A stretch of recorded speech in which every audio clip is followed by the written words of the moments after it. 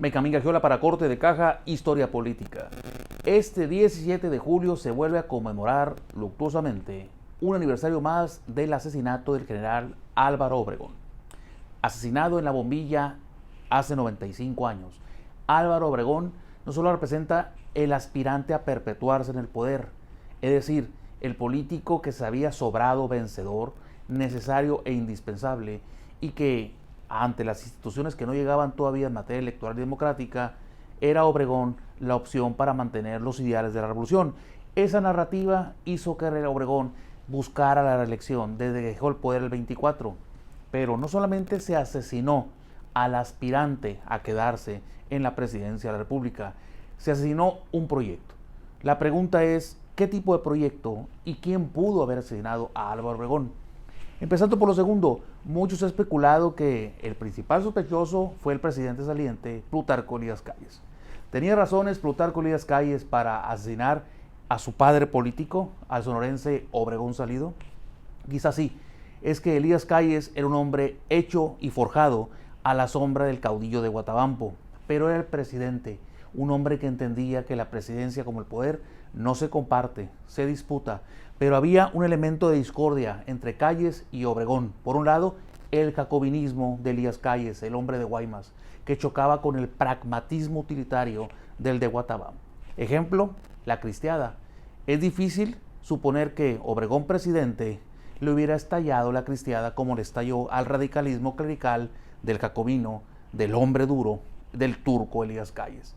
Así como ese ejemplo, había una piedra en el zapato de Obregón que representaba a su secretario del Trabajo de Calles, Napoleón Morones, un hombre que es el abuelo o antecedente de la CTM histórica en el país.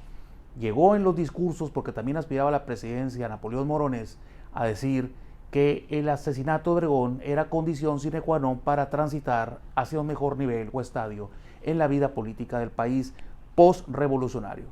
Evidentemente esto a Obregón lo disgustaba, pero aguantaba, soportaba y administraba su rabia contra Morones, reclamándole a Elías Calles que o lo controlaba o Obregón tomaría cartas en el asunto.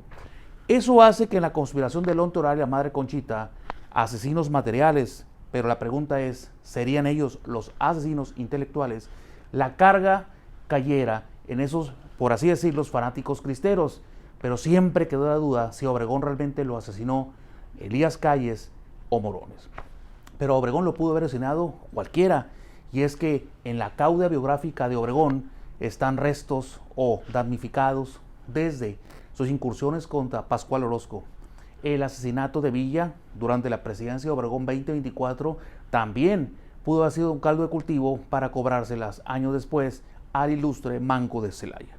Carranza, que muere el 20 en el amparo del plan de Agua Prieta, bien pudo haber cedido también un elemento, una factura a cobrar.